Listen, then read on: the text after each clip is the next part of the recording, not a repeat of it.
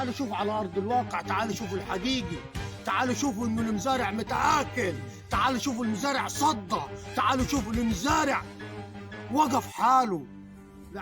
تحية اعزاز وتقدير، تحية كل راجل محترم خايف على المزارع وخايف على الفلاح البسيط وخايف انه زراعة القصب دي ما تنقرضش، خايف انه يكون الكيماوي موجود والملح موجود عشان المزارع يلقى ياكل من القصب دي عيش. تحياتي لكل راجل اصيل وكل نايب محترم وكل نايبي بتدور على خدمة المواطن او خدمة الفلاح اللي عشان يلقى لقمة عيشه في القصب دي. طبعا انا عايز اتكلم في كذا نقطة ولكن الوقت مش هيسمح لي، فهنخلوها لكذا حلقة. ولكن الحاجة اللي نتكلم فيها دلوقتي المهمة وهو الملح. احنا النهاردة ما نقارب عن سنة بنعاني من الملح الكيماوي وتقصير الملح الكيماوي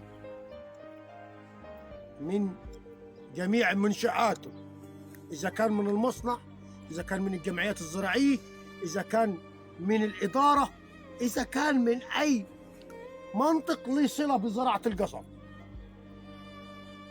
النهارده بنعاني، القصب دي عليه ديون، القصب دي عليه صلة زراعية، القصب دي لو ما تملحش وخد كمية الملح بتاعته يبقى المزارع عليه السلام ومنه السلام، أو عليه العوض ومنه العوض.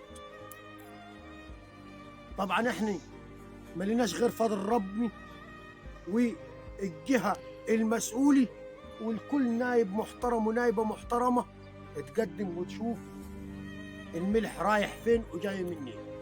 أنا مش هطول عليكم، ولكن أنا قصرت في كلامي وقصرت في حديثي عشان تنجدوني. في نقص في القصب، في نقص في الملح، في نقص في كل شيء.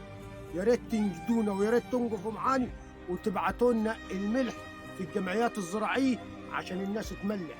كذلك القمح، وريهم القمح، وريهم القمح ناقص القمح في كل شيء. وريهم ناقص القمح في كل حاجة، ناقص ملح. تعال شوفوا الملحة ده نقصان ملح.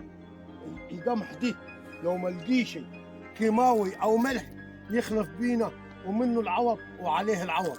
انا بكلمكم عشان الناس اللي قاعدة على المكاتب والناس اللي ماسكة ورقة وقلم والناس اللي هي خايفة من الشتي ولابسة بلطات وجواكت وقاعدة على المكاتب. تعال شوف على أرض الواقع، تعال شوف على أرض الواقع.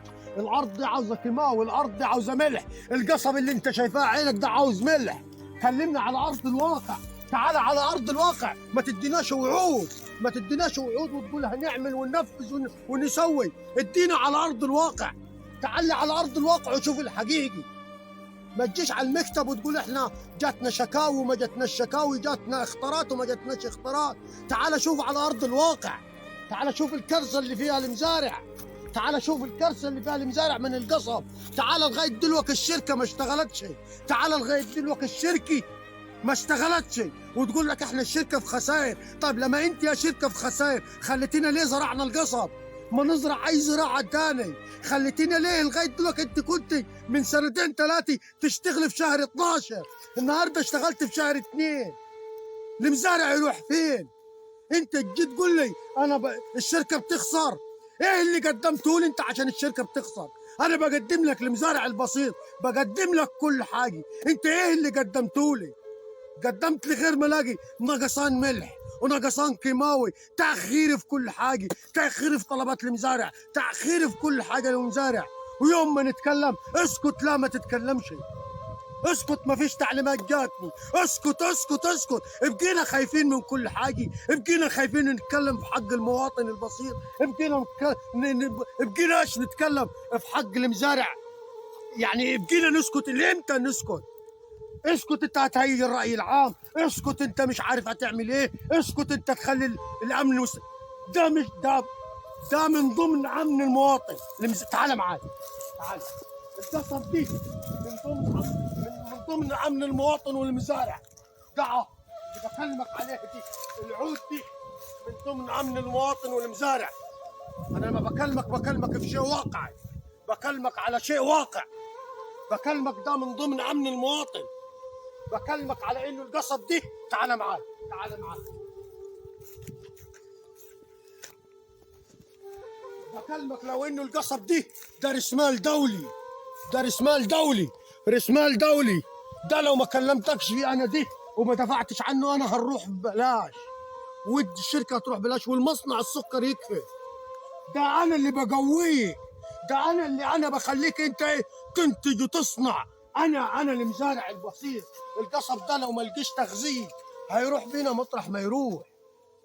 انا بكلمك من جد، مش بكلم هزار. انا مش عاوز اهيج الراي العام. انا عاوز انه المصنع يشتغل معاي، والشركات الكيماوي تشتغل معاي، والدوله تشتغل معاي، تبعت لي ملح في ميعاده. انا بورد النهارده، مورد ليا 3 شهور، ليا كميه ملح لغايه دلوقتي ما جاتش، وسلفت انا على القصب ديتي. يا ريت الحكومه تنظرني، يا ريت نوابني، يا ريت نائباتني. ما النهارده ما نقعدش على الكرسي اني ونقول خدت خطاراتكم ووديتها للوزير. تعالوا شوفوا على ارض الواقع، تعالوا شوفوا الحقيقي، تعالوا شوفوا انه المزارع متآكل، تعالوا شوفوا المزارع صدى، تعالوا شوفوا المزارع وقف حاله، لا عارف عايش ببيته، ولا عارف يعيش نفسه، ولا عارف يصرف على قصبه، ولا عارف ينتج في زرعه. ليه؟ انه خلاص ممحي. رسالة أخيرة، عاوزين تزويد الطن، تزويد الطن للقصب، عاوزين تزويد الطن للقصب. ما ينفعش انه النهارده الطن 2500 دي تعمل له ايه؟ تعمل له ايه؟